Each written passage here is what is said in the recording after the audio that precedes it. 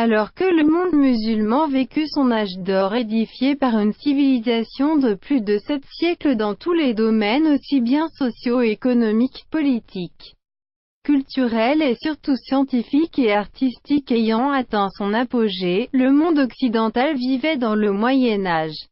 À la date fatidique de 1492 en raison de plusieurs facteurs ayant entraîné la chute de Grenade qui sont la division du royaume en petites royautés, des guerres intestines, le libertinage et le faste fut mis à genoux pour ne plus se relever.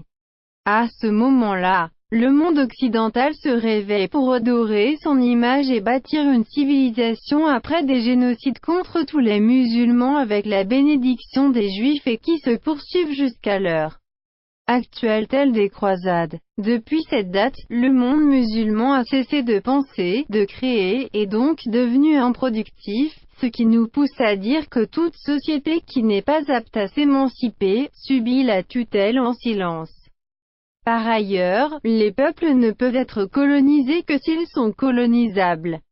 Les nations musulmanes ont laissé les Occidentaux penser à leur place et les diriger comme ils veulent et en particulier les Juifs qui ont pignon sur eux dans plus secteurs entre autres, la finance, les médias, la politique et la recherche pour ne pas dire sur toute la planète. Il y a lieu de signaler au passage qu'il n'y a seulement que 14 millions de Juifs dans le monde, dont 7 millions aux États-Unis d'Amérique, 5 millions en Asie, 2 millions en Europe et 100 000 en Afrique et que pour chaque juif dans le monde, il y a 100 musulmans et qu'ils sont plus puissants que les musulmans qui sont très nombreux. Vous êtes-vous demandé pourquoi les sionistes dominent le monde? Tout simplement parce que leur parcours historique a été des plus sombres et qu'ils furent maltraités à travers le monde entier à l'exception des Arabes qui quand ils étaient pourchassés, ils se réfugiaient dans les communautés arabo-musulmanes demandant leur protection ainsi que celle de leurs biens. Mais dès le début de 1905 où eut lieu le premier congrès juif mondial où le sionisme fit son apparition avec Theodor Herzl, ils commencèrent à se préparer pour une contre-attaque décisive contre le monde musulman et effacer toute la civilisation musulmane pour être les maîtres du monde et avoir sous leur autorité les plus grands trusts financiers, les mass médias, la culture, la publicité. Pourquoi les musulmans sont si impuissants? On estime à 1,476, 233,470 musulmans sur la surface du globe, 1 milliard en Asie, 400 millions en Afrique, 44 millions en Europe et 6 millions en Amérique. Un cinquième du genre humain est musulman. Pour chaque hindou, il y a 2 musulmans, pour chaque bouddhiste il y a 2 musulmans.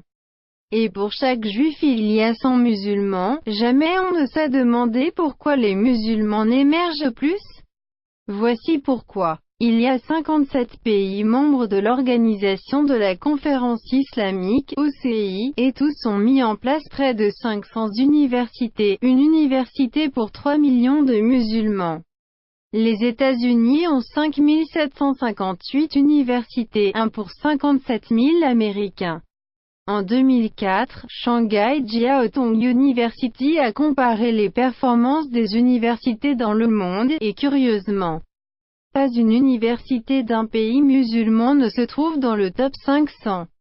Selon les données recueillies par le PNUD, l'alphabétisation dans le monde chrétien se situe à près de 90% et les 15 États à majorité chrétienne ont un taux d'alphabétisation de 100%.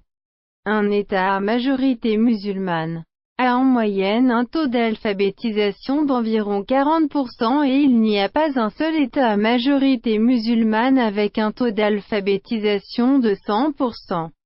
Quelque 98% des alphabètes dans le monde chrétien terminent l'école primaire, tandis que moins de 50% des alphabètes dans le monde musulman font la même chose.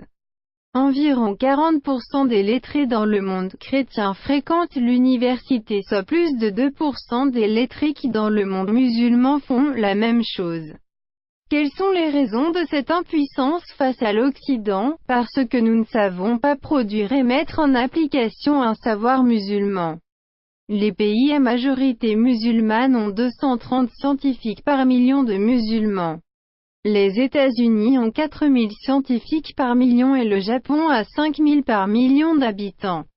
Dans le monde arabe tout entier, le nombre total de chercheurs à plein temps est de 35 000 et il n'y a que 50 techniciens par 1 million d'Arabes. Dans le monde chrétien, il y a jusqu'à 1000 techniciens par million. En outre, le monde musulman dépense 0,2% de son PIB à la recherche et développement. Tout le monde chrétien consacre environ 5% de ses PIB. Conclusion, le monde musulman n'a pas la capacité de produire des connaissances. Les quotidiens, pour 1000 habitants et le nombre de titres de livres par million sont deux indicateurs pour savoir si la connaissance est diffusée dans une société. Au Pakistan, il existe 23 quotidiens pour 1000 Pakistanais tandis que le même ratio est de 360 à Singapour. Au Royaume-Uni, le nombre de titres de livres par million d'habitants s'élève à 2000 alors qu'il est de 20 en Égypte. Conclusion. Le monde musulman ne parvient pas à la diffusion du savoir. Les exportations de produits de haute technologie en pourcentage du total des exportations sont un indicateur important pour l'application des connaissances. Parce que nous ne sommes pas capables de diffuser le savoir, parce que nous ne sommes pas capables de trouver des applications à nos connaissances. Et l'avenir appartient aux sociétés du savoir. Fait intéressant, le PIB combiné annuel de 57 pays de l'OCI est de moins de 2000 milliards de dollars. L'Amérique, juste à elle seule, produit des biens et services pour une valeur de 12 000 milliards de dollars, la Chine 8 000 milliards de dollars, le Japon 3,8 000 milliards de dollars et l'Allemagne 2,4 000 milliards de dollars, en parité de pouvoir d'achat. Les pays riches en pétrole à savoir l'Arabie Saoudite, les Émirats Arabes Unis, le Koweït et le Qatar collectivement produisent des biens et services, surtout en pétrole, pour une valeur de 500 milliards de dollars. Alors que l'Espagne seule produit des biens et services d'une valeur de plus de 1000 milliards de dollars, la Pologne catholique de 489 milliards de dollars et la bouddhiste Thaïlande 545 milliards de dollars. La part musulmane du PIB, en pourcentage du PIB mondial, est en baisse rapide.